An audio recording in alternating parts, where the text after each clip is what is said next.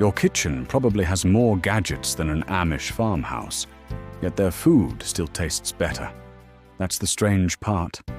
No stand mixers, no fancy thermometers, no complicated techniques, just simple habits that quietly turn everyday ingredients into something unforgettable. These are 7 Amish cooking secrets most modern kitchens forgot. And once you see them, you might start cooking a little differently tonight.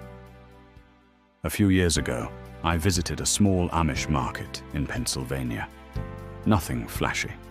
Wooden shelves, handwritten price tags, the smell of fresh bread floating through the air. I asked the woman behind the counter why everything tasted so rich. She didn't mention a recipe. She mentioned how they cook.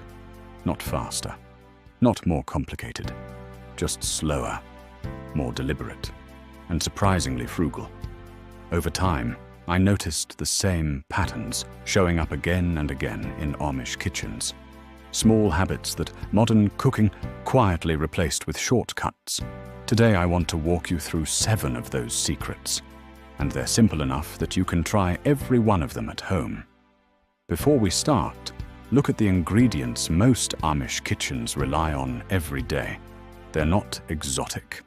Butter, eggs, milk or cream, flour, seasonal vegetables, lard or drippings, salt, molasses or sugar.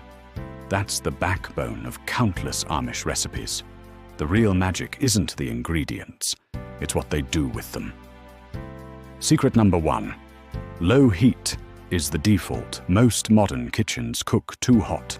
Turn the stove down in an Amish kitchen and you'll notice something. Almost everything cooks on low or medium-low heat. Gravy, sauces, scrambled eggs, even vegetables. Low heat gives ingredients time to blend together instead of fighting each other. Butter melts slowly. Milk thickens gently. Nothing scorches. Nothing separates. The flavor stays calm and balanced. It takes a little longer, yes, but the difference is obvious after the first bite. Secret number 2. Stir less than you think. Modern cooking says, keep stirring. Amish cooks often do the opposite. They mix slowly, then they leave things alone.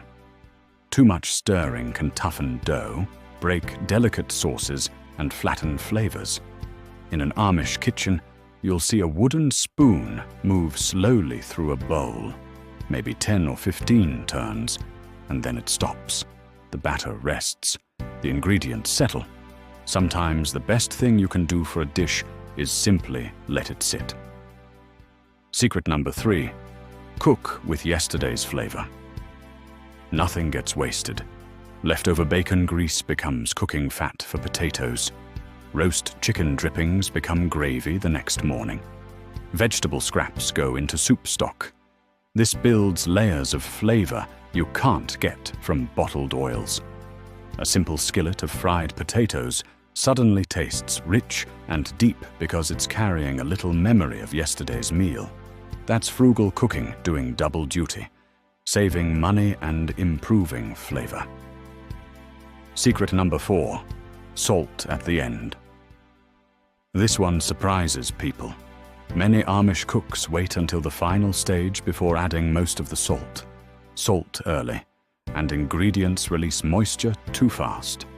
Vegetables shrink, sauces thin out, salt near the end, and flavors stay intact. Then the salt sharpens everything right before serving. The result is food that tastes fuller, without needing as much seasoning. Secret number 5. Wooden tools change everything. Walk into an Amish kitchen and you'll notice something right away. Wooden spoons, wooden bowls, wooden rolling pins. No metal clang, no plastic spatulas. Wood holds warmth differently. It's gentle on dough and batter. It doesn't shock ingredients with cold temperature. A wooden spoon moves slowly through thick batter in a way metal tools don't. It sounds small, but over hundreds of meals, that quiet difference adds up. Secret number 6. Patience before baking. Modern recipes rush straight to the oven. Amish cooks often pause first. Cake batter rests on the counter for 10 minutes. Bread dough sits longer than the timer says. Pie filling waits before going into the crust.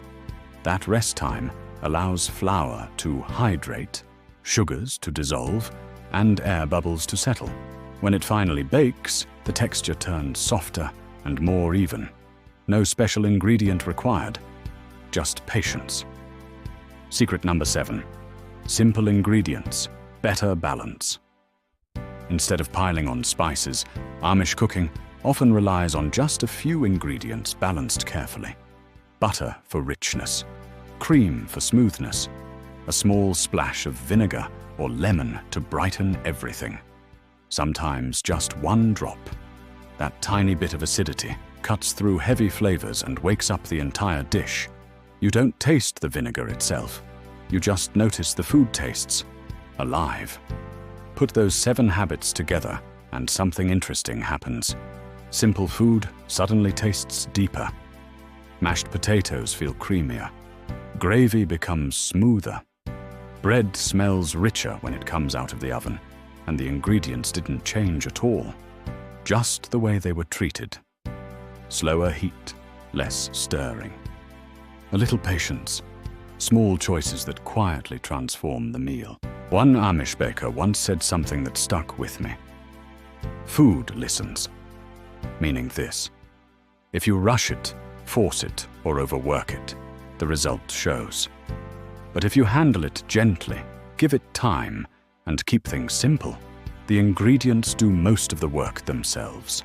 That mindset explains why Amish cooking feels comforting. It isn't complicated food, it's respected food. Tonight, try just one of these secrets. Turn the heat lower than usual. Let your batter rest. Save those pond drippings instead of washing them away. See what changes. You might discover that better cooking wasn't hiding in a new gadget or expensive ingredient. It was sitting in an old habit we forgot. If you enjoy learning these quiet Amish kitchen traditions, subscribe and stick around. There are plenty more simple secrets worth bringing back.